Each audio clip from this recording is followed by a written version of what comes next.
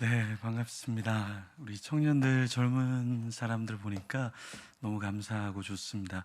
우리 옆에 있는 분들 또 가정에서 또 같이 예배하는 분들 이렇게 한번 고백하겠습니다. 우리 온라인으로 계신 분들은 타이핑을 쳐주셔도 좋겠고요. 그리고 옆에 누가 있으면 같이 한번 이야기하면 좋겠습니다. 하나님이 당신을 사랑하십니다. 네. 우리 이렇게 한번 고백하겠습니다. 우리가 지금 집회잖아요. 금요 예배고, 또 우리 청년들은 특별히 3일간 또 이 밤에 하나님께 예배하는데 이렇게 고백하며 나가면 좋겠어요. 내가 주님을 예배합니다. 네. 이게 굉장히 단순한 말 같은데 사실은 참 엄청난 고백인 거예요. 왜냐하면 우리가 다른 대상, 다른 것을 예배하지 않고 하나님께 집중한다는 것은 우리에게 큰 사실 특권입니다. 그래서 우리 청년들이, 젊은이들이 3일 동안 이 밤에 하나님 앞에 나와서 이렇게 예배하는 것 자체가 아무것도 아닌 것 같지만 사실은 우리 안에 있는 더러운 것들이 빠져나가고 우리 안에 있는 불안들이 빠져나가고 염려들이 사라지고 또 미래에 대해서 내가 정말 잘할 수 있을까에 대한 그런 나에 대한 믿음, 그것이 아니라 하나님이 나랑 함께 하시기 때문에 나는 할 수 있어 라는 고백들이 이 3일 동안에 우리가 하나님 앞에 온전히 예배할 때 이루어질 줄 믿습니다. 네, 사탄은 우리를 이렇게 얽매이게 하려고 해요. 얽매이게. 그게 사탄의 전략이에요. 사탄의 전략. 제가 오늘 여기 오면서 자녀 교육에 관련된 책을 한 권 읽었거든요. 근데 거기에 이런 이야기가 있더라고요. 하나님은 모든 자녀들을 돌볼 수 없기 때문에 부모를 주었다라는 말이 있어요. 왜 우리에게 육신의 부모님을 주었을까? 왜? 우리에게 육신의 부모님을 준 것은 하나님이 다 골고루 사랑해야 되는데 하나님이 그걸 다 할 수 없기 때문에 만들어낸 말이에요, 여러분. 그래서 육신의 부모님을 주셔서 우리를 더 사랑을 받도록 했다라는 그런 이야기예요. 근데 저는 그 문구를 읽으면서 어떤 생각이 들었냐면 사탄은 우리를 어떻게 하면은 자기가 우리를 조종할 수 있을까 해서 우리의 손에 스마트폰을 쥐어줬다. 저는 이런 생각이 들었어요.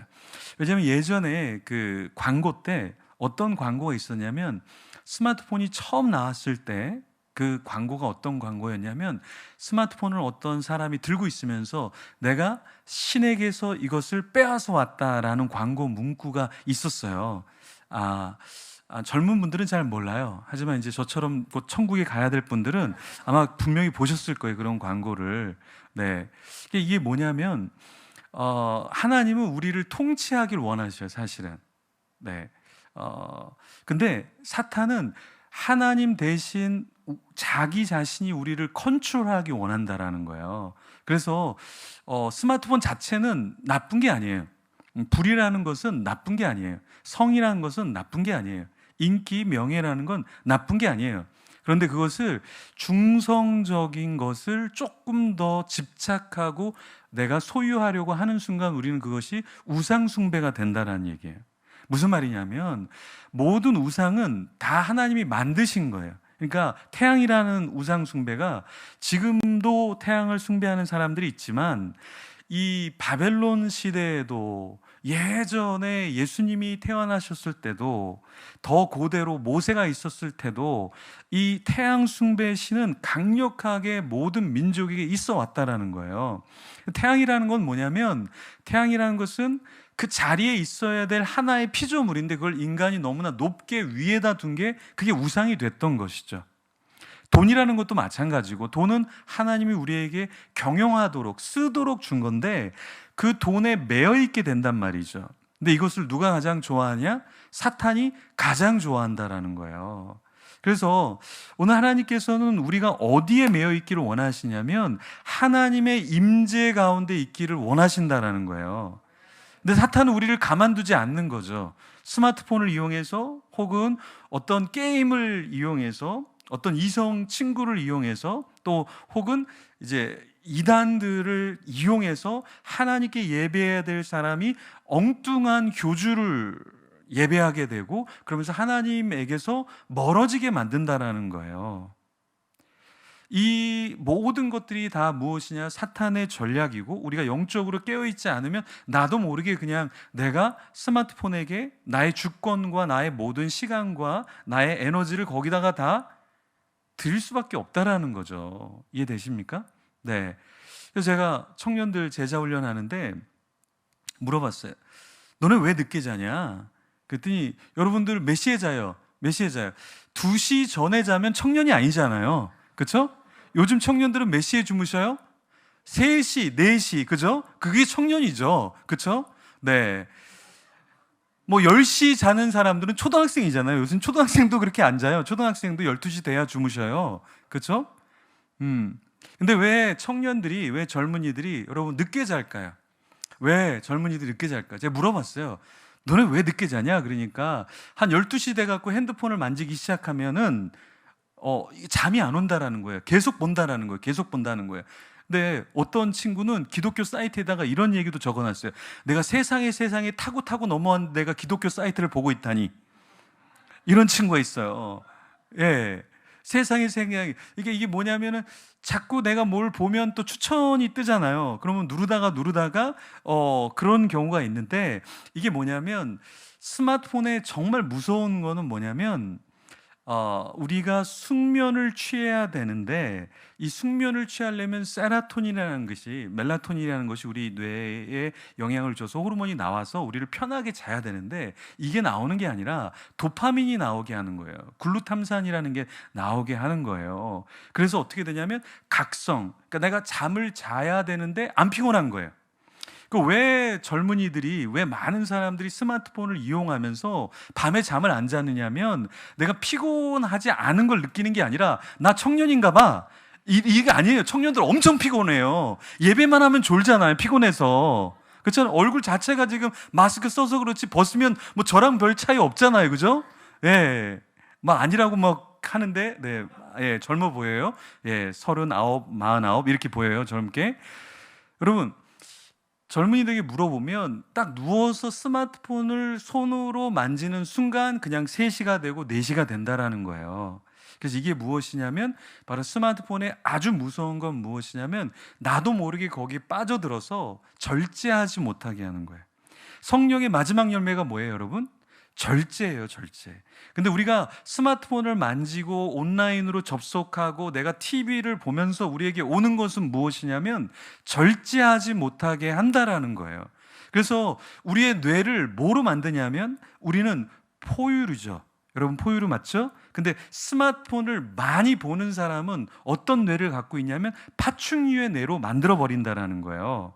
그래서 뇌를 연구하는 사람들이 스마트폰 하는 사람들의 뇌를 이렇게 찍어 보니까 어떤 게 되냐면, 사람의 뇌는 앞에가 전두엽이에요. 전두엽. 뒤에가 후두엽이죠. 옆이 측두엽이잖아요. 근데 스마트폰이나 어떤 드라마를 보는 사람들의 특징이 무엇이냐면, 앞에 전두엽은 전혀 사용을 하지 않는다라는 거예요. 만약에 사용하는 거는 후두엽. 후두엽은 뭐냐면 보는 것을 처리하는 시각의 뇌만 반응한다라는 거예요. 그래서 사람의 뇌는 무궁무진하게 우리가 쓴다고 해요. 근데 사람의 뇌는 어느 정도 우리가 쓰냐면, 보통 뭔가를 볼 때 0.004%를 우리 뇌가 그걸 보면서 쓰는 거예요. 그러니까 우리 뇌가 사실은 많이 쓰면 많이 쓸수록 많이 쓰게 돼 있는 건데, 인간의 뇌가 굉장히 게을러져요. 그래서 스마트폰을 많이 쓰는 사람들의 뇌가 어떻게 되냐면 게을러진다라는 거예요. 이게 게을러진다는 게 뭐냐면, 예전에 우리는 책을 읽었어요. 책을. 그 책은 어때요, 여러분? 요즘에 초등학생들, 중학교, 고등학교 학생들이 성적이 안 나오는데 가장 안 나오는 과목이 뭐예요? 국어 과목이 안 나온다는 거죠. 예전엔 영수가 안 나왔는데 지금 국어가 더 어려운 거예요. 왜요? 지금은 공부를 하더라도 어떻게 공부해요? 영상 틀어놓고 인강으로 선생님이 얘기해줘요. 자막 처리돼요. 막 표시가 돼요. 사운드가 막 나와요. 아주 듣기 좋은 소리가 되고 나를 설득시켜주잖아요. 이야기해주잖아요. 재밌는 프로그램만 봐도 어때요? 막 별풍선이 나오고 맛있는 음식이 막 올라오고 나도 지금 먹고 싶어 그러면서 침을 질질 흘리고 있잖아요. 그렇죠? 그러면서 굉장히 만족을 하고 있잖아요. 이게 다 뭐냐면 우리의 뇌를 게으르게 만든다는 거예요. 그래서 실제로 활자를 읽을 수 있는 다음 세대들, 젊은이들이 많지 않다라는 거예요. 예를 들어서 제품을 구매하면 이제 저 같은 나이, 나이 또래 이상 되는 분들은 제품 설명서를 읽었어요. 근데 지금 친구들은 제품 설명서는 바로 쓰레기통에 버리죠. 그렇죠? 그리고 뭐예요? 바로 유튜브를 키잖아요. 그죠? 깡통 어떻게 따는 거야? 그럼 우리는 이거를 어떻게 내가 이걸 읽어서라도 해독을 해서라도 연구를 해서라도 내가 글자를 통해서 내가 배울 거야 하는 게 부모님 세대였다면 지금 젊은 친구들은 어때요? 나는 그냥 유튜브 켜서 깡통 이렇게 넣고 이렇게 하는 거, 기계, 이거 이렇게 해갖고 이렇게 설치하는 거.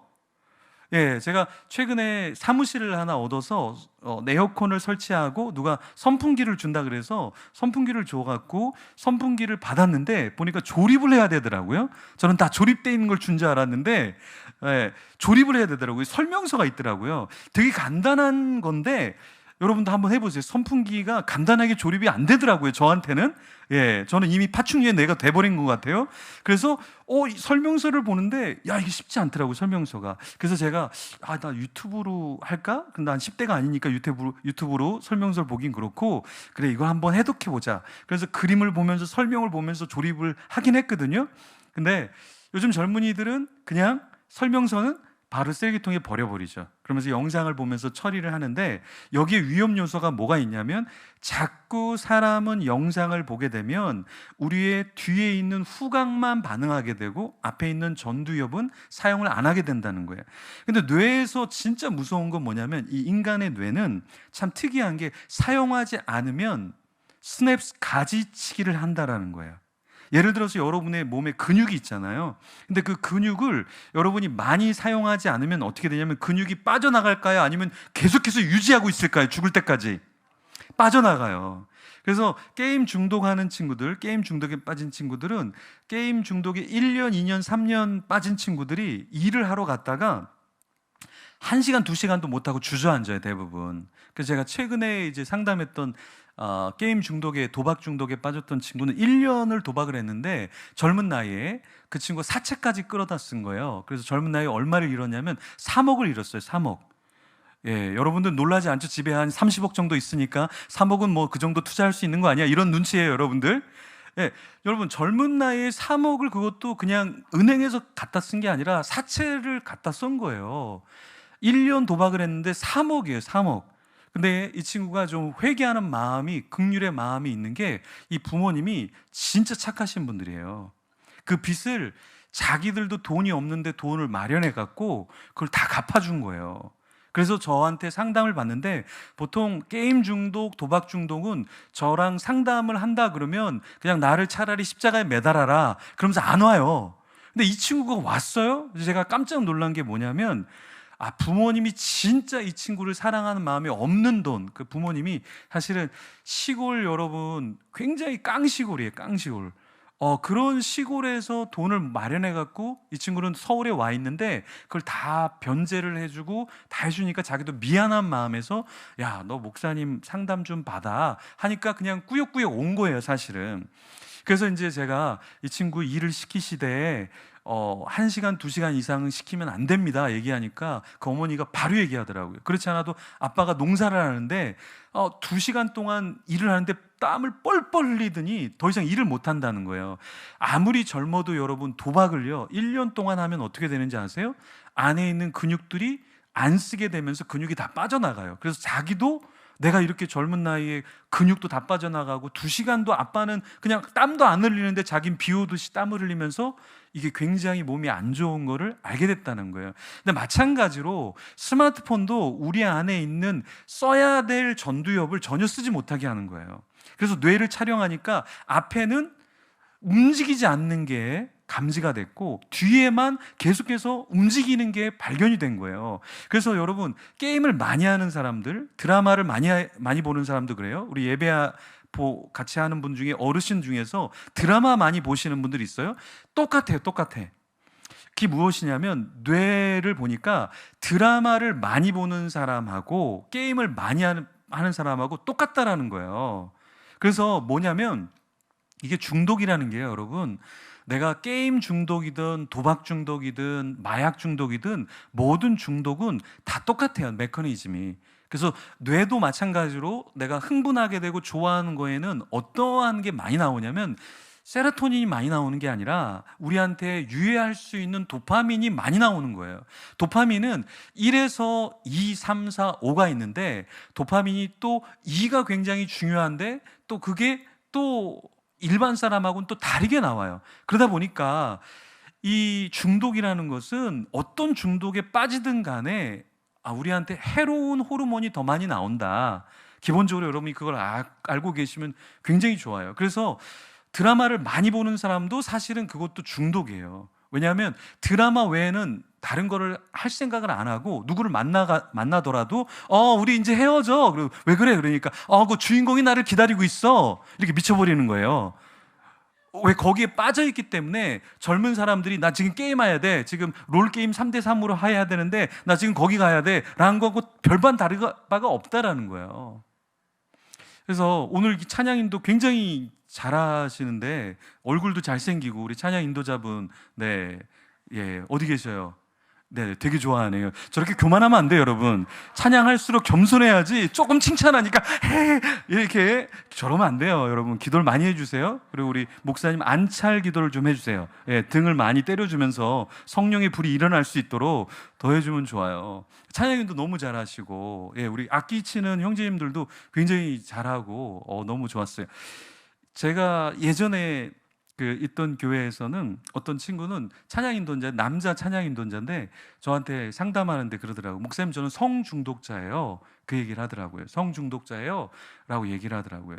어떤 찬양인도자는 자기는 TV 보는 중독자래요. TV를 키면 끌 수가 없다라는 거예요. 그래서 밤새도록 보고 새벽에 와서 새벽에 찬양인도하고 그 다음에 잠을 잔다라는 거예요.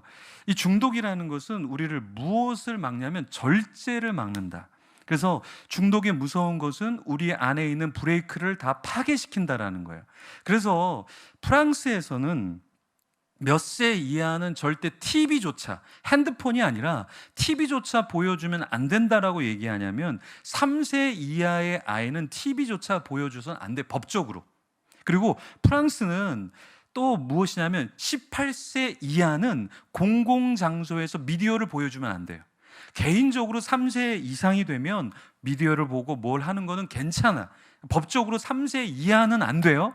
그런데 공공장소에서는 미디어가 유해하다라는 것을 알기 때문에 공공장소에서는 그런 것을 권하지 않는다라는 얘기예요. 그럼 왜 미디어, 그것도 아주 우리가 생각할 때 마일드한 괜찮은 TV조차 허락을 안 하냐면 인간의 뇌는 처음에 태어날 때 약 340g 정도 된다 그래요. 그런데 이것이 1년, 2년 안에 굉장히 빠르게 큰다라는 거예요. 다른 인체의 신체 어떤 부위보다 뇌가 굉장히 크는데 갓 태어난 아이의 뇌를 보면 1천억에서 2천억 개의 세포들이 있고 그것이 어른의 것과 별반 차이 없이 쭉쭉 큰다라는 거예요. 그래서 3세까지 아이의 뇌가 굉장히 많이 발달하게 되는데 이때의 아이들에게 TV나 핸드폰이나 이런 것들을 보여주면 아이들이 느껴야 될 감정과 아이들이 가져야 될 이성적인 사고들이 발달하지 않는다라는 거예요. 여러분, 너무 놀랍지 않아요? 네.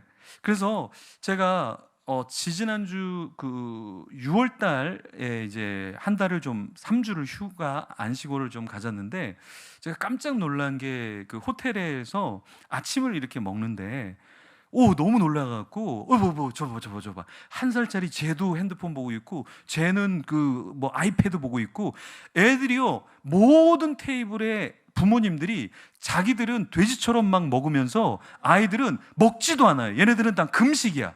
왜 금식일까요? 앞에 있는 아이패드, 앞에 있는 스마트폰, 앞에 이 거치대를 딱 두고요. 그것만 계속 누르면서 보고 밥도 진짜 안 먹어요. 그래서 제가 아내한테 여보 저봐 애들 밥 안 먹고 다 저걸 보고 있어. 그러니까 여보 조용히 해 다 들려. 그래서 들으라고 이게 미친 거예요, 부모들이. 근데 진짜 안 좋은 게 뭐냐면 제가 상담 많이 받을 때 오는 게 애들이 ADHD 애들이 굉장히 많아요. 왜 아이들이 집중을 못하냐면 이 1세에서 3세에 굉장히 번쩍번쩍하는 미디어를 많이 본 아이들은 나중에 제가 설교를 하잖아요. 그럼 어떻게 느껴지냐면 정지되어 있는 화면으로 느껴진다라는 거예요. 왜요? TV는 이 미디어는요, 1초에 우리가 영화를 얘기할 때 영화를 28프레임, 30프레임 이런 얘기를 해요. 그게 뭐냐면 1초에 28컷이 거기 들어가 있는 거예요. 1초에 30컷이 거기 들어가 있는 거예요. 그러니까 우리는 1초를 보는 것 같지만 그 안에는 많은 장면들이 거기에 있는 걸 우리가 그냥 받아들이는 거예요. 그래서 우리가 상점에 가면 난 왜 이 아이스크림을 선택할까? 나는 왜 이 과자를 선택할까? 내가 많이 본 것을 나도 모르게 그게 각인이 되기 때문에 선택을 한다라는 거예요. 그래서 나는 내가 선택하는 것 같은데 그게 아니라 내가 선택되어지는 거죠. 왜요? 거기에 그만큼 노출됐기 때문에 그런 거예요. 수많은 브랜드 중에서 왜 나는 이 브랜드를 내가 선호할까? 그래서 심리학자가 실험을 했는데 한 사람을 많이 보여주고 그 다음에 많은 사람들이 있는 사진에다가 섞어서 제일 잘생긴 사람을 찾아보세요. 그러니까 누구를 찾느냐면 자기가 가장 많이 처음에 봤던 그 사람을 다 찾아낸다라는 거예요. 그만큼 우리가 무엇을 보느냐가 우리에게 익숙하게 만들고 그것을 선택하게 만들고 그것이 나에게 만족감을 준다고 생각한다라는 거예요. 그러니까 아이들에게 미디어를 주니까 아이들이 그 미디어를 계속해서 보니까 엄마 아빠가 어디에 들어가 있어요? 미디어가 내 엄마 아빠가 되는 거예요. 여호와가 나의 하나님이 아니라 미디어가 나의 여호와시니 부족함이 없으리로다. 그러니까 엄마가 2시간 쇼핑해도 할머니가 3시간 목욕을 갔다 와도 얘네들은 꼼짝도 안 해요. 뭐예요? 여기에 빠져 있다라는 거예요. 근데 이게 교육을 잘 시키는 게 아니라 아이들을 망치는 거예요. 그래서 여기 온라인으로 아마 권사님들, 집사님들, 어르신들 있을 텐데 절대 애들 보여주시면 안 돼요. 그러면 감옥 가야 되는 것 같이 안 좋은 거예요. 프랑스에 있었으면 다 감옥에 갔어요, 사실은. 법적으로 그만큼 아이들한테 유해한 거예요. 근데 이게 아이들한테만 그런 게 아니라 여기에 25살 아래 손 들어보세요. 25살 아래. 굉장히 많이 계시죠? 네네. 우리 형제님도 25살 아래예요? 35살 아니에요? 25살 아래예요? 네네. 예, 빙고. 네네. 저런 얼굴들이 나중에 50이 돼도 저 얼굴 그대로 유지를 해요. 그래서 더 젊어졌다 칭찬을 많이 들어요. 저도 그랬어요. 저도 신학교 갔는데, 서점에 갔는데 늘 신학교에 있는 서점의 그 집사님이 저보고 목사님 오셨어요. 제가 20대 중반도 안 됐는데, 그래서 역시 영성 있는 분을 저분은 알아보는구나. 내가 이미 목사의 영성인 것을 아시고 저렇게 얘기하시겠지. 우리 형제님도 계속 그렇게 나중에 날이 갈수록 새로운 얼굴이 될 거예요. 아멘. 네네, 아멘. 나왔습니다. 네, 우리 찬양 인도자만 비웃었고요. 나들 긍정해 줬어요. 여러분, 우리가 25살, 25살 아래로 손들어 보라는 얘기가 뭐냐면, 예전에는 제가 자랄 때는 청소년 나이를 어떻게 잡았냐면 13살에서 18살이라 그랬어요. 그래서 티네이저가 청소년이라는 얘기를 굉장히 많이 했어요. 근데 지금은 어떻게 청소년 나이를 잡고 있냐면 전 세계적으로 청소년의 나이를 13살에서 25살로 잡고 있어요. 그럼 왜 25살로 잡고 있냐면, 여러분들 어디 가면 저 청소년이에요 이렇게 얘기하세요. 그럼 2가지 반응이 와요. 청소년 같이 젊어서 이렇게 하거나 정신병원 연락처를 알려주거나. 근데 25살을 왜 청소년으로 잡냐면 전두엽이 닫히고 다 성장하는 나이가 25이라는 거예요. 그래서 우리가 20대 때 여러분들이 이런 고민 많이 하죠. 나 뭐 하지? 이거 할까? 저거 할까? 나 이거 할까? 그래서 20대들은 뭐냐면 어때요? 여자친구, 남자친구가 1년에 3-4번 바뀌어요. 왜? 전두엽이 아직 닫히지 않았기 때문에 이거 할까 저거 할까 해다가 만났다가 헤어져. 그래서 너 지금 누구 사귀고 있어? 아무도 못 맞춰요. 또 바뀌어 있기 때문에. 그렇죠? 그래서 내가 누구랑 사귀는지 나도 모르고 부모님도 모르고 하나님도 모르시는 그런 지경에 있는 게, 25까지는 아직까지는 전두엽이 다 발달되지 않기 때문에 이게 뭔가를 결정하고 펌하게 뭔가를 끌어가는 힘이 없다라는 거예요. 이게 전두엽이 갖고 있는 기능이 뭐냐면, 우리가 이런 인지나 사고, 감정을 느끼는 게 전두엽의 기능이고, 축두엽이라는 것은 언어를 배우는 기능이고, 이 뒤에는 시각적인 처리를 하는 기능인데, 사실은 25살 때까지는 우리는 여전히 청소년이다. 왜? 우리의 전두엽이 계속해서 발달이 되고 아직 다 성장하지 않았기 때문에.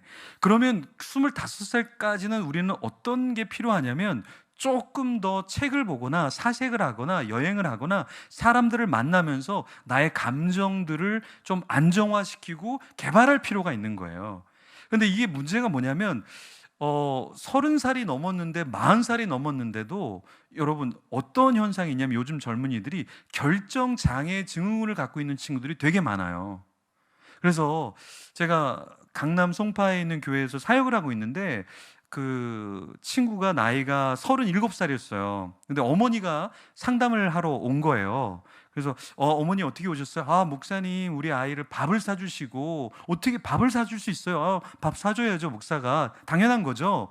그런데 너무 고마워요. 근데 이 친구가 유학도 갔다 오고 정말 공부를 잘해서 참 엘리트로 컸는데 요번에 단기 선교를 가는데 신청을 하려고 했는데 못하고, 하려고 했는데 연락을 못하고, 그래서 못하게 됐는데 시간이 다 지났다는데 목사님 받아주실 수 있나요? 그래서 당연히 안 되죠. 그러니까 그걸 알고서 애가 너무 마음이 힘들어하면서 울고 있다는 거예요. 너무 착하게 커서. 근데 그 친구의 나이가 37살이에요. 근데요, 저는요, 이런 친구들을 지금 한국 교회의 대학생부터 청년들에게 엄청나게 많이 봅니다. 40살인데 어머니한테 전화가 왔어요. 목사님, 제가 전화했다라는 것을 제 딸한테 절대 얘기하시면 안 돼요. 네, 저희 딸이 지금 소그룹에 들어가 있는데 거기에는 결혼할 만한 사람이 없는 것 같아요, 목사님. 그러니까 소그룹을 다른 데로 옮겨주시면 좋겠어요. 하지만 목사님, 이건 제가 얘기했다고 꼭 이야기하시면 안 됩니다. 네, 제 딸이 알면 저는 큰일 나요. 그러니까 목사님께서 제 딸의 의중을 아시고 처리해 주시면 감사하겠습니다. 그래서 제가 어떻게 얘기해요? 네, 다 처리됐습니다. 그대로 남아있는 겁니다. 여러분, 부모님들이 나서서 아이들을 그렇게 하는 거 문제 있죠. 근데 또 하나의 문제는 뭐냐면 요즘의 대학생들, 요즘의 청년들이 그냥 수동적으로 끌려가는 건 굉장히 잘하는데 사람들 간의 대인 관계가 굉장히 약해져 있다는 거예요. 그러면서 혼자 있는 걸 좋아해요. 그러면서 가끔 이런 친구들 있죠. 페이스북이나 인스타에다가 이렇게 이야기하는 친구 있죠. 외롭다. 이 말만 하고 아무 말도 안 하는 인간들 있죠. 예, 이런 인간들은 굉장히 정서적으로 불안하고 사랑을 받고 싶다는 얘기예요. 오늘도 어떤 친구가 저한테 카톡이 왔어요. 목사님, 저 힘들어요. 잘하고 있다고 칭찬 한 번만 듣고 싶어요.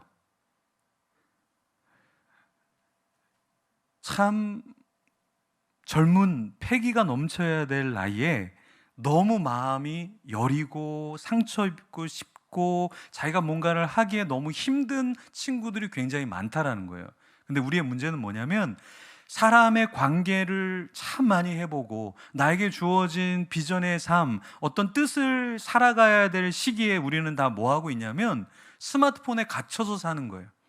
그러면서 사람들과는 연관시키지 못하고 부모님과의 관계는 단절되어 있고 친구들과 나와 얽혀있는 어려운 문제들을 내 스스로 풀기가 너무나 어려운 세대에 우리는 살고 있다라는 거예요.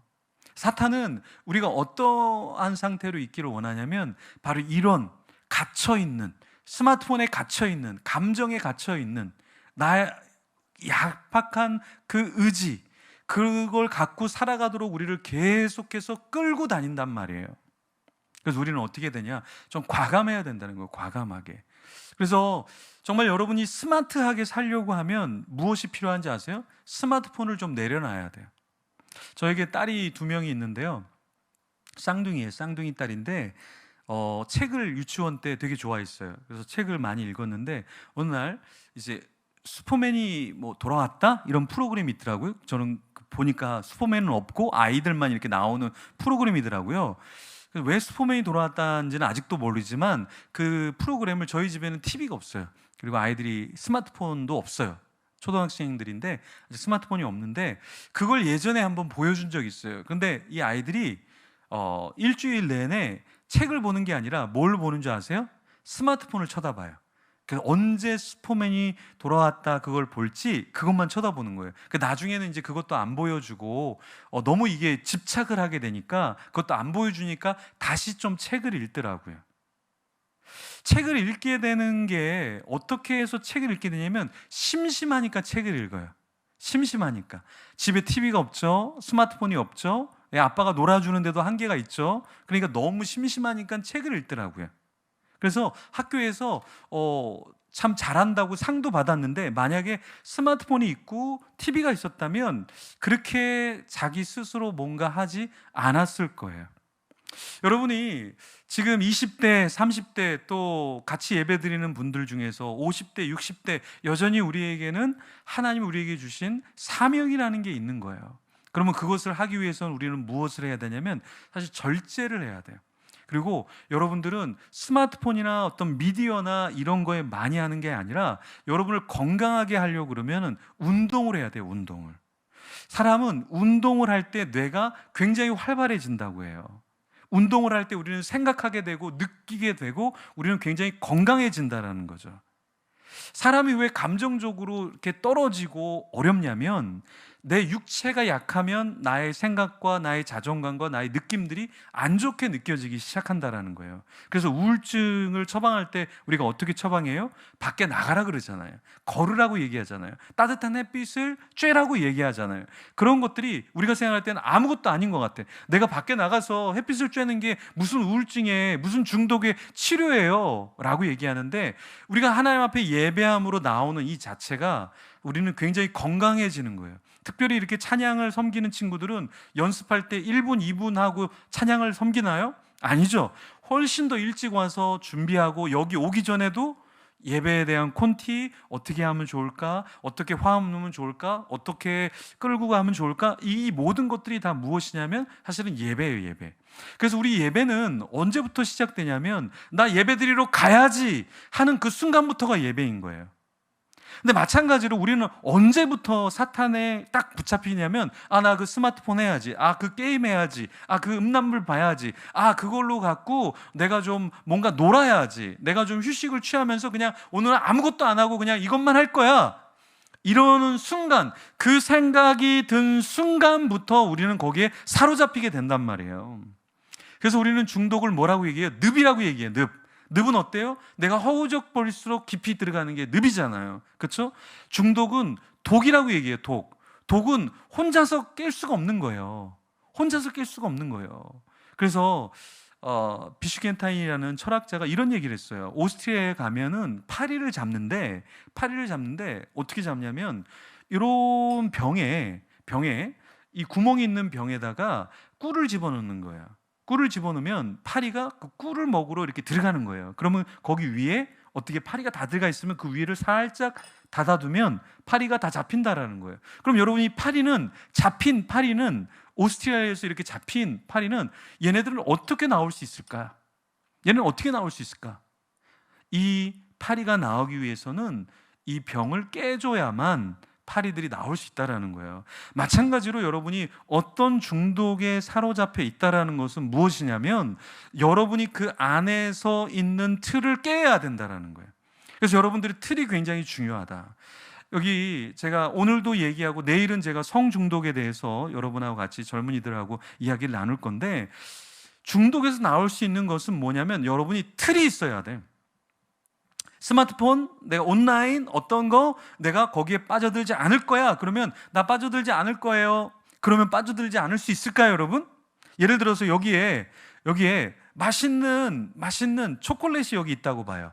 내가 3일 동안 굶었어요. 3일 동안 굶었는데 여기 초콜릿이 있어요. 그럼 여러분 이걸 보면서 어떤 마음이 들겠어요? 맛있겠다, 먹고 싶다라는 생각이 들겠어요? 아니야, 나는 초탈해야 돼. 초콜릿은 초콜릿이 아니지 하면서 여러분 기도하겠어요? 아니죠. 이 초콜릿이 보이는데 나는 먹고 싶은 마음이 들겠죠. 그럼 어떻게 될까요? 이거를 치우던가, 내가 초콜릿이 없는, 내가 정말 금식을 해야 되거나 안 먹어야 되는 상황이라면 나는 이것이 없는 자리에 가 있으면 된다라는 거죠. 이해되세요? 그래서 우리는 우리 자신을 틀을 만들고 구별할 필요가 있다. 실험을 했는데 어떤 실험을 했냐면 스마트폰을 내가 키지 않고 꺼놓는 거예요. 그리고 꺼놓고 스마트폰을 옆에다가 놔둔 거예요. 그러면 멀티태스킹이 되는가 안 되는가? 멀티태스킹이라는 것은 뇌가 한 가지가 아니라 두 가지를 머리에서 갖고 있으면 멀티태스킹이라고 얘기하죠. 자, 스마트폰을 내가 꺼놓고 옆에다 놨어요. 그러면 이 뇌는 한 가지에 집중할 것인가 아니면 여전히 멀티태스킹을 다른 걸 생각하고 있을까? 뇌 연구를 했는데 스마트폰은 꺼놓고 옆에 놔두기만 해도 스마트폰에 대한 생각으로 다른 것에 집중할 수 없다라는 거예요. 이게 인간의 뇌라는 거예요. 그래서 어떻게 되는가? 스마트폰을 보이지 않는 곳에 멀리 놔두고 내가 딱 있을 때 책이 엄청나게 읽히고 뭔가 생각할 때 집중하게 되고 효율이 많이 올라간다는 거예요. 그래서 여러분들 틀을 바꾼다는 건 뭐냐면 내가 나의 예전의 습관들을 고치는 거예요. 우리가 왜 이 집회를 하느냐? 왜 이 집회를 왜 하느냐? 이 집회는 사실 여러분 은혜만 받는 게 아니라 이 집회는 여러분의 틀을 바꿔주는 거예요. 그래서 우리가 기도할 때 하나님 나 잘못했어요. 하나님 그렇네요. 이게 기도가 아니라 하나님 내가 틀을 바꾸겠습니다. 내가 너무 늦게 자네요. 제가 새벽 예배 나올게요. 그래서 틀을 바꾸는 거예요. 그래서 제가 20대 때 대학교 청년 때 제가 틀을 바꾸고 싶어서 새벽 예배를 나오고 싶어서 어떻게 했냐면 목사님한테 목사님 저 새벽 예배 나오고 싶은데 그냥 나오면 안 나올 것 같으니까 저 교회차 제가 운전할게요. 제가 운전면허증이 있었거든요 그때. 제가 교회차 운전할게요. 그러니까 제가 새벽 4시에 일어나야 돼요. 새벽 4시에 일어나서 권사님 태우고 집사님 태우고 아랫동네 윗동네 쭉 돌고 오면 새벽 예배 아침에 드릴 수 있는 거예요. 그리고 끝나면 또 어떻게 해요? 권사님하고 집사님 걸어가십시오 하면 안 되겠죠. 추운 날 더운 날. 그러니까 어떻게 해요? 다 모셔다 드리는 거예요. 그럼 저는 어떻게 돼요? 일찍 일어나야죠. 그분들이 다 기도 시간 마칠 때까지 정해진 시간까지 저는 뭐 해야 돼요? 기도해야 되잖아요. 그렇죠? 제가 운전 안 했으면 어떻게 했어요? 조금 기도하다가 오늘 좀 많이 피곤하네. 오늘은 그냥 빨리 가야지 하고 갔겠죠. 근데 틀이 있으니까 어떻게 돼요? 나도 기도하는 거예요. 나도 부지런히 움직이는 거예요. 이렇게 내가 어떤 것에 빠져나온다라는 건 뭐냐면 내 머리의 생각으로 요번에 수련회 때 은혜 받아야지 이건 은혜 받는 게 아니라는 거예요. 그래서 기도할 때 기도하고 찬양할 때 찬양하고 말씀 읽읍시다 그러면 말씀을 읽으면 이게 은혜가 되는데 그 틀에 빠져서 같이 하는 게 아니라 말씀 읽으세요 그런데 또 핸드폰 하거나 다른 거 생각하거나 냉장고에 갔다 오거나 아마 지금 여기 계신 분들은 제가 막 째려보고 막 보고 있기 때문에 움직이지도 못하고 숨도 못 쉬는데 아마 온라인으로 들은 분은 지금 냉장고에 갔다 화장실에 갔다가 옆에 스마트폰 만지는 그런 인간들이 있을 거예요. 이 죄인들아 회개할지어다. 예, 아멘 나왔습니다. 네, 이게 왜 그러는가? 이 틀 안에 들어오지 않으면 우리는 내가 주인이 되는 거예요. 내가 주인이 철저히. 그래서 저도 스마트폰을 좀 많이 해요.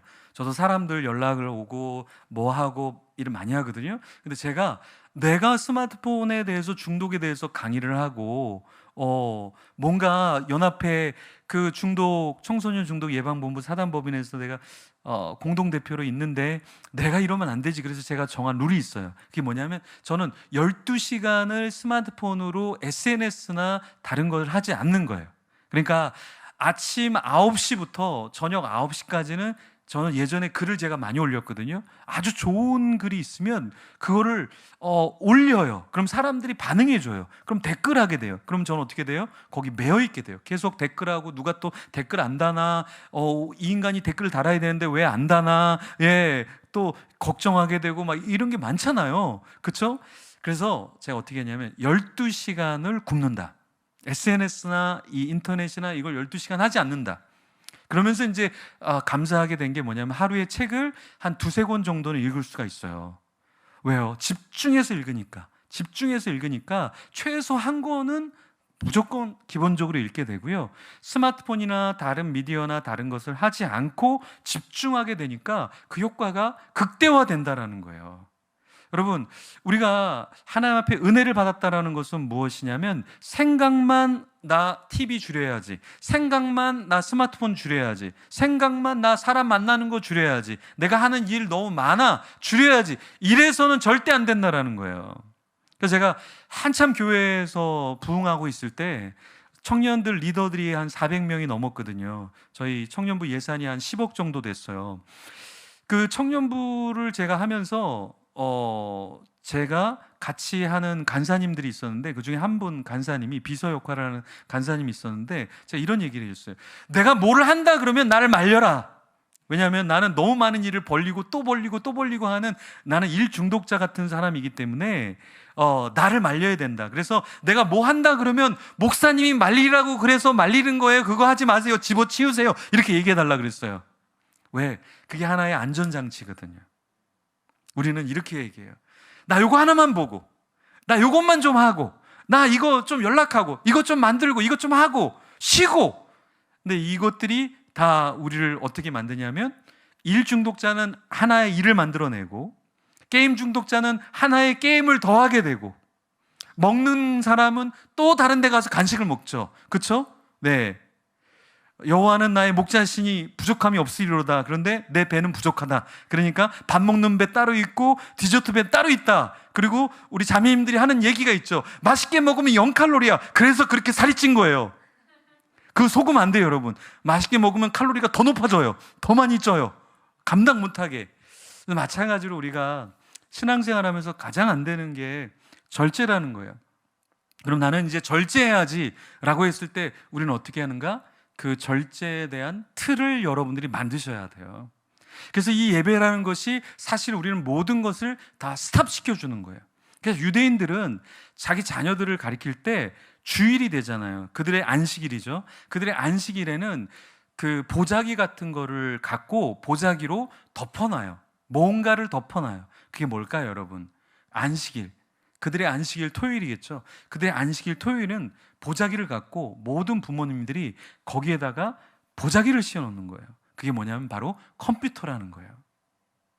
유대인들은 교육이 철저해요. 유대인들의 모토는 뭐냐면 남의 자식을 가리키지 않는다는 거예요. 우리는 남의 자식은 막 가리켜요. 야, 너 뭐 하는 거야? 나 뭐 하는 거야? 근데 자기 자식은 가리키지 않아요. 자기 자신이 핸드폰을 하든 뭘 하든 늦게 들어오든 뭘 하든, 야, 남의 자식 키우듯이 관용을 많이 베풀어요. 그죠? 근데 유대인들은 반대예요. 남의 자식은 가리키지 않는다. 내 자식만 나는 가리킨다. 그래서 유대인들은 수직 선교가 엄청나요. 그래서 여러분들 그 하버드 대학의 교수님들의 3분의 1이 유대인들이라고 하잖아요. 그죠? 노벨상 엄청나게 받잖아요. 거기에 4분의 1이 유대인이라고 하잖아요. 미국이 기부 문화가 엄청나거든요. 근데 미국의 기부의 2분의 1을 유대인들이 한다는 거예요.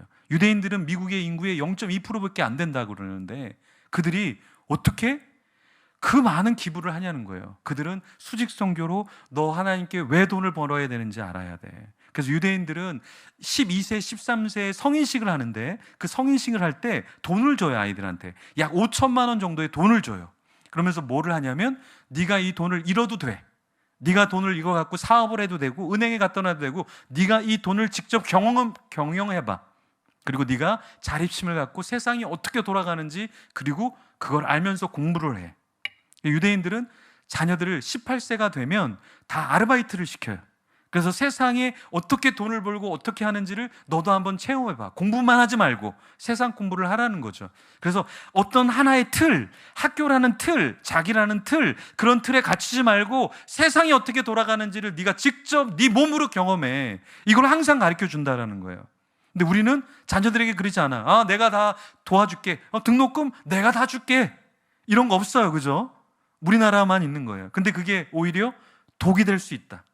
득이 되는 게 아니라 독이 될 수가 있어요, 여러분. 무엇이냐? 내가 노는 틀 그대로 유지하고 나의 게으른 틀 그대로 유지하고 부모님이 그걸 다 해주니까 우린 나중에 40이 돼도 나중에 50이 돼도 캥거루족들이 그렇게 많다라는 거예요. 캥거루족들이 뭐예요? 나 아무것도 안 하고 부모님이 뭐 물려주나 부모님 언제 돌아가시나 그것만 쳐다보고 있다라는 거예요. 유산 언제 받을까? 이게요 심각한 문제예요. 우리는 젊은이잖아요. 젊은이. 우린 젊은이라는 건 뭐예요? 야성이 있어야 되잖아요. 야성이. 근데 우리 젊은이들이 야성이 없어요. 남이 하는 먹방 쳐다보면서 만족하고 있어요. 침 질질 흘리면서 맛있겠다 하고 이렇게 인생을 살아가고 있어요.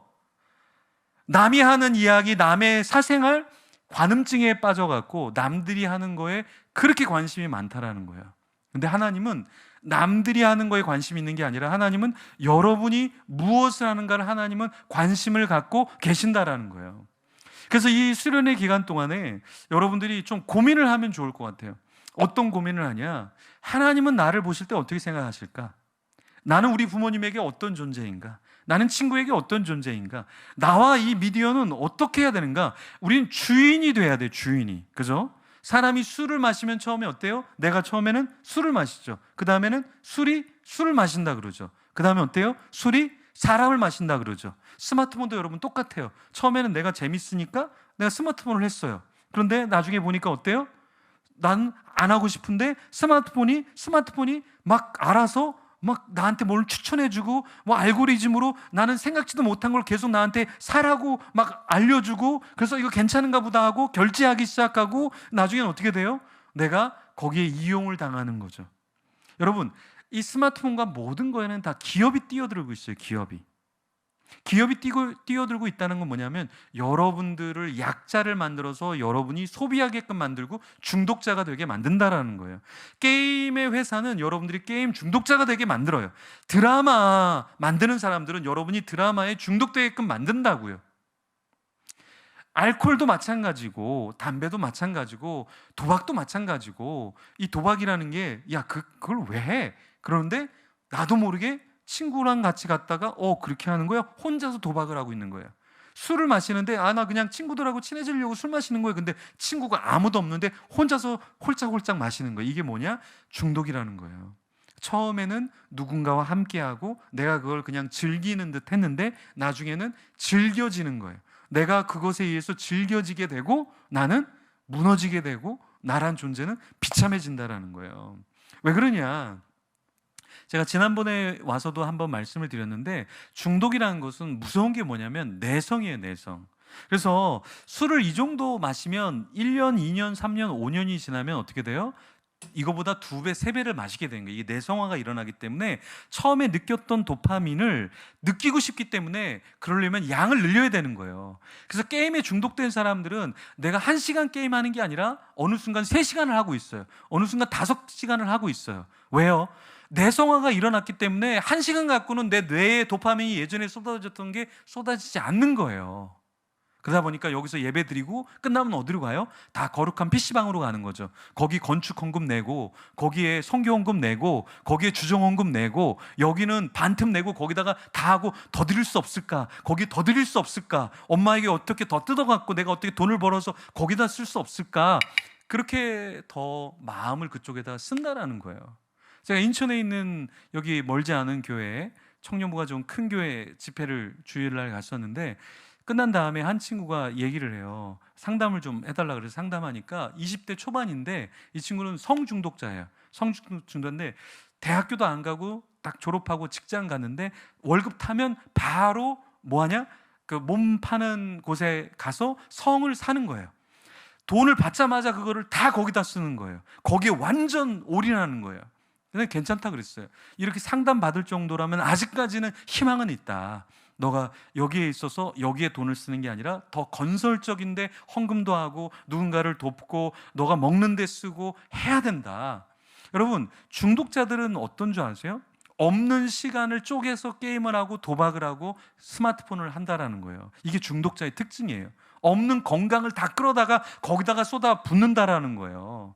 그리고 중독자의 특징은 뭐냐면 잠이 제대로 잘 수 없는 상황에 이르게 된다라는 거예요. 그래서 한 친구가 고3인데 스마트폰으로 도박에 빠진 거예요. 그래서 상담을 하면서 어느 정도 됐냐 얘기하니까 1, 2년이 아닌 거예요. 그래서 돈을 꾸고 할머니한테 35만 원을 달라 그러고 할머니한테 또 40만 원을 달라 그러고 그러면서 이제 발각이 된 건데, 고등학교 친구인데 그 돈에 계속해서 도박을 하고 끊임없이 거기에다가 자기의 모든 것을 다 갈아 넣는 거죠. 근데 문제는 뭐냐? 멈춰지지가 않는 거예요. 여러분, 모든 중독은 브레이크가 없기 때문에 파산되고 자기 몸을 다 망가뜨린 뒤에야 그게 끝나게 되는 거예요. 그래서 잠도 마찬가지로 하나님이 사랑하는 자에게 뭘 준다 그랬어요? 잠을 준다 그랬잖아요. 잠. 근데 이 잠이라는 게 아무것도 아닌 것 같은데 사람은 잠을 자야 피로가 풀리잖아요. 잠이 자야 우리의 기억에 있는 것들이 정리가 되고 잠을 잘 때 우리가 회복이 된다 그래요. 그래서 잠을 잘 때 또 좋은 호르몬이 나와서 우리를 치료해주고 보호해준다라는 거예요. 그런데 이 스마트폰이나 어떤 중독에 빠지면 어떻게 되냐면 딱 상담해 보면 딱 답이 나와요. 3시간 이상 못 잤죠? 다 못 잤어요. 왜 그런 줄 아세요? 이게 돈을 2천만 원을 제가 그 3억 잃었던 그 친구한테 하루에 몇십만 원씩 베팅해 갖고 불법 사이트에서 얼마까지 따봤어요? 그러니까 스포츠 토토로 하루에 2천만 원까지 따봤대요. 몇십만 원 베팅해 갖고 딱딱딱딱 맞으니까 2천만 원이 딱 통장에 들어오면, 여러분들 통장에 들어오면 돈 들어왔군, 자야겠다, 잠이 잘 올 것 같아요? 아니면 흥분 상태에 있을 것 같아요? 잠이 안 와요. 그래서 그럼 여러분 잃어버리면 어떨까요? 5천만 원 하룻밤에 5천만 원을 베팅해서 다 잃어버렸어요. 베팅 다 실패했어요. 5천만 원 잃어버렸어요. 그러면 여러분 어때요? 잠이 잘 올 것 같아요? 주님, 저는 무소유자입니다. 자족하겠나이다. 이럴 것 같아요? 잠이 안 와요. 그래서 중독자는 3시간 이상을 자도, 3시간 이하를 자도 자는 게 아니라 그 잠 가운데 끊임없이 그걸 생각한다라는 거예요. 그래서 이게 무서운 거예요, 여러분. 그리고 특히 여러분들이 잠잘 때 보는 그 마지막 영상이 여러분의 꿈과 접속이 된다라는 거죠. 예를 들어서 여러분 이런 거 경험해 봤어요? 무서운 걸 막 보고 잠을 자면 막 꿈에서 아름다운 잔디가 나오고 나비가 나는 꿈을 꿔요? 아니면 무서운 꿈을 꿔요, 여러분? 무서운 꿈을 꾸게 된다는 거예요. 나도 모르게 그게 나에게 영향을 준다는 거예요. 예를 들어서 여러분, 내가 밤에 자기 전에 막 기도를 했어요. 오늘 이렇게 예배를 드리는데 내가 이렇게 예배를 드리고 은혜를 받았어요. 네, 그렇게 하고 잠을 자는 것과 내가 도박을 하고 돈을 잃은 상태로 잠을 자는 거하고 이 뇌의 수면의 단계와 이 수면의 상태가 완전히 다르다라는 거예요. 그렇죠? 성경은 뭐라고 말씀하고 있냐면 이런 친구들이 있어요. 목사님, 술을 마셔야 돼요? 안 마셔야 돼요? 그거 마시면은 구원 받아요? 못 받아요? 이렇게 물어보는 친구들은 다 술을 마시는 친구들이에요. 술을 안 마시는 친구들은 그런 질문을 안 해요. 근데 술을 마시는 친구들이 어떻게 하면 합법적으로 좀 제대로 마셔볼까, 죄책감 없이 한번 해볼까 해서 이제 목회자들한테 많이 물어보거든요. 그럼 우리가 이렇게 대답을 해주죠. 술 마셔도 천국에 갈 수 있어. 근데 천국을 좀 빨리 가. 여러분, 술 마신다고 하나님이 야, 너 구원 못 받아, 너 죄 한 번 졌으니까 너 구원 못 받아, 그럼 이 세상에서 천국 갈 사람 누가 있을까요? 그렇죠? 예, 도박 한 번 했다고 해서 구원 못 받으면 누가 구원 받겠어요, 여러분? 거짓말 한 번 했다고 못 받으면 누가 천국 가겠어요? 근데 하나님의 입장에서는 모든 걸 다 용서하시죠. 하지만 우리 입장에서는 하나님께 거룩한 삶을 드려야 되지 않겠어요? 그렇죠? 그래서 우리는 하나님 앞에 이 젊을 때, 그리고 예배드리는, 온라인으로 예배드리는 모든 분들이 남은 생애 동안에 우리가 하나님 앞에 어떻게 거룩하게 드릴까? 막 드라마는 막 2시간, 3시간, 5시간 이렇게 봐요. 근데 교회에서 우리 기도합시다 그러면 1시간 어떻게 기도해? 저 사람 너무 길게 기도하는 거 아니야? 저 사람 십자가에 매달아. 이런 분위기예요, 지금 교회에서. 예? 왜 이렇게 시끄럽게 기도하는 거야? 저 마이크 좀 빼서, 뭐 내장 마이크가 있는 거야? 이렇게 목소리가 커. 이게 바뀐 거예요, 여러분.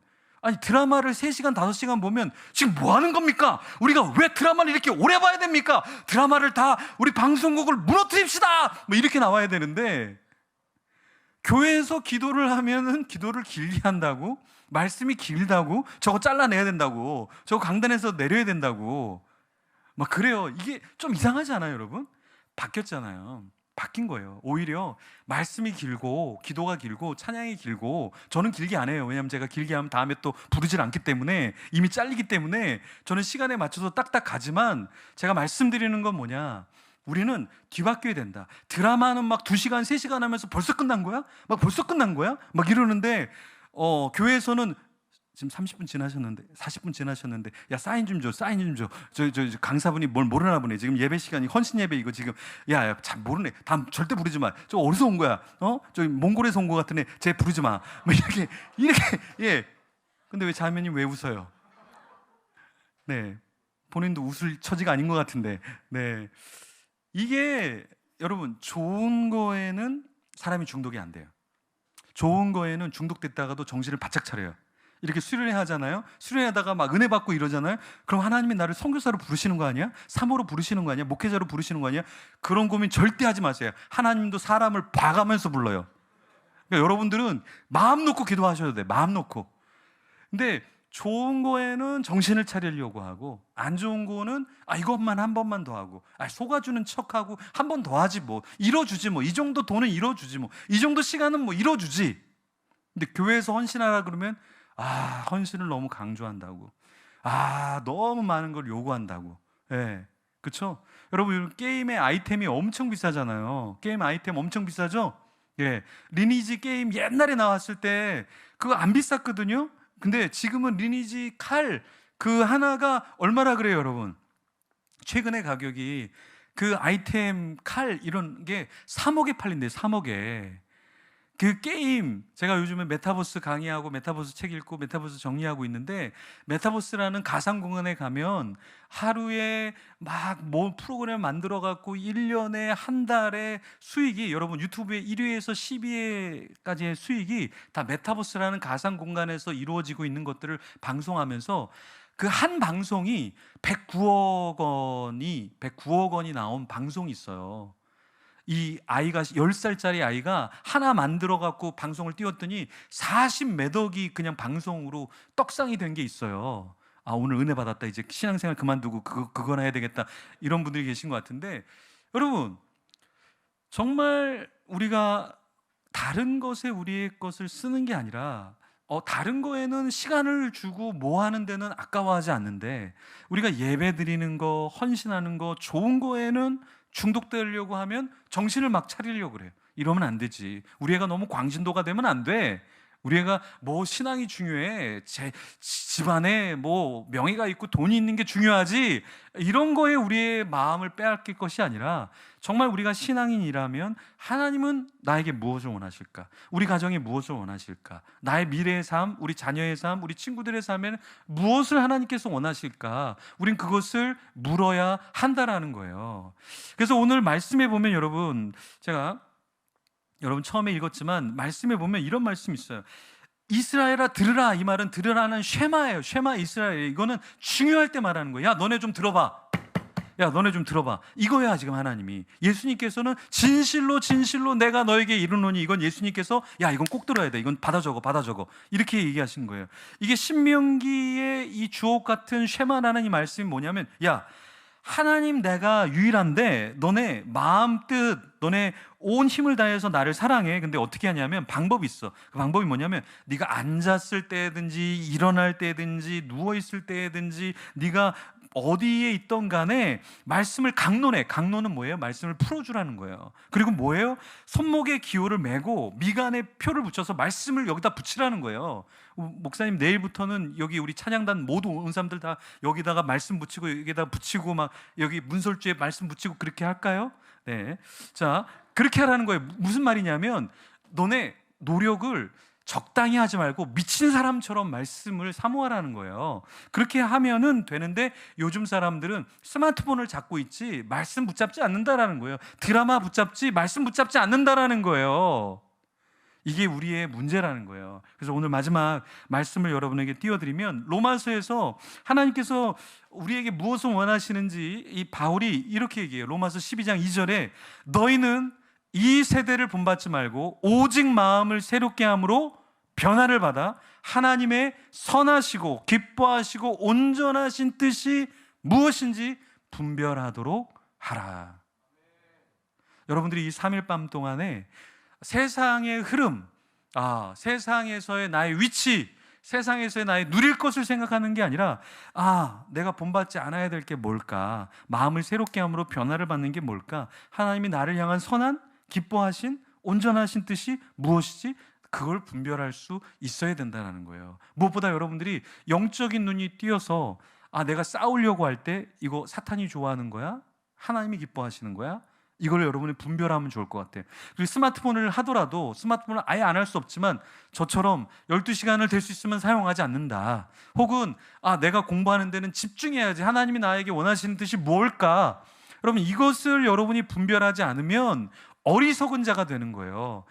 주님께서 뭐라고 했어요? 내가 너한테 달란트를 줬는데 네가 땅에다가 묻어놔? 그러면 너는 무익한 종이고 게으른 종이라는 거예요. 악한 종이라는 거예요. 주님께서 야 그냥 너 뭐 좀 잘못했네 이게 아니라 게으르고 악한 종이라고 말씀하셨어요. 여러분이 쓸데없이 막 너무 세상의 걸 너무 염려하지 마세요. 여러분을 염려하세요. 괜히 쓸데없는 뭐 개를 막 염려하고 뭐 고양이를 염려하고 뭐 쓸데없는 연예인, 세상에서 제일 쓸데없는 걱정이 뭐예요? 연예인 걱정이에요. 연예인 걱정. 그렇죠? 여러분 미디어에 속지 마시고 하나님이 여러분에게 주신 뜻이 무엇인가를 분별하는 청년이 돼야 돼요. 그러니까 새벽 이슬 같은 청년이 되려면 어떻게 해야 돼요? 뜻을 갖고 새벽부터 일어나서 뭔가를 이룰 수 있어야 된다는 거예요. 그래서 마지막 날 제가 비전에 대해서 얘기하는데 요즘에 세상에서요 트렌드가 뭔지 아세요? 변호사 한 분도 그렇고 유튜버들 중에서 새벽 4시, 4시 반, 뭐 5시에 이렇게 일어나서 하루 일과가 일찍 시작하니까 너무 좋은 것 같아요. 명상을 하니까 너무 좋은 것 같아요. 근데 사실 이거 다 어디서 했던 거예요? 우리가 새벽 기도하고 우리가 영성가, 기독교의 영성가들은 다 새벽에 일어나서 눈물 흘리면서 뭐 했어요? 말씀 보면서 자기 자신 하나님께 올려드린 그 눈물 젖은 성경책을 갖고 있었잖아요. 근데 우리는 그 성경책이 아니라 성경책 대신 스마트폰을 갖다 놓고 밤새도록 그걸 보면서 시간을 다 허송세월 버리고 나중에 나이가 들어서 우리는 땅을 치면서 후회할 수 있다는 거예요. 여러분 예전에 이런 얘기가 있었어요. 시간은 금이다라는 말이 있었어요. 그죠? 근데 저는 그 말이 거짓말인 걸 알겠더라고요. 왜냐하면 시간은 금보다 훨씬 더 귀중해요. 나이가 들면 나이가 들수록 금보다 다이아몬드보다 시간은 너무나 중요해요. 여러분의 이 젊은 시간은요 정말 소중한 거예요. 그래서 우리가 예배를 드리는 거예요. 집중해서 3일 동안 예배를 드리는 거예요. 다른 데 시간 안 뺏기려고, 다른 데 에너지 안 뺏기려고, 다른 데 중독되지 않으려고 우리가 예배를 드리는 거라는 거예요. 하나님의 선하신 뜻이 뭔지를 여러분이 분간한다면 여러분들이 이 3일 동안 정말 3년을 세이브하고 30년을 세이브하는 거예요. 쓸데없이 사람 만나지 마세요. 쓸데없이 사람 만나지 마세요. 쓸데없이 일 만들지 마세요. 쓸데없이 여기저기 미디어 기울이지 마세요. 기웃기웃 하지 마세요. 내가 이거 봐야 됩니까? 안 봐야 됩니까? 하나님께 좀 여쭤보세요. 너무 심취해서 5시간, 10시간, 50시간은 다 여기 허비하고 말씀은 1년에 한 번도 1독도 안 하고 그러면서 내가 직분자고 그러면서 내가 하나님을 사랑하고 이러면 안 된다라는 거예요. 우리는 우리의 마음을 다해서 하나님이 나에게 무엇을 원하시는가, 무엇을 원하시는가 그 마음을 우리가 다잡아서 하나님께 나가야 될 줄 믿습니다.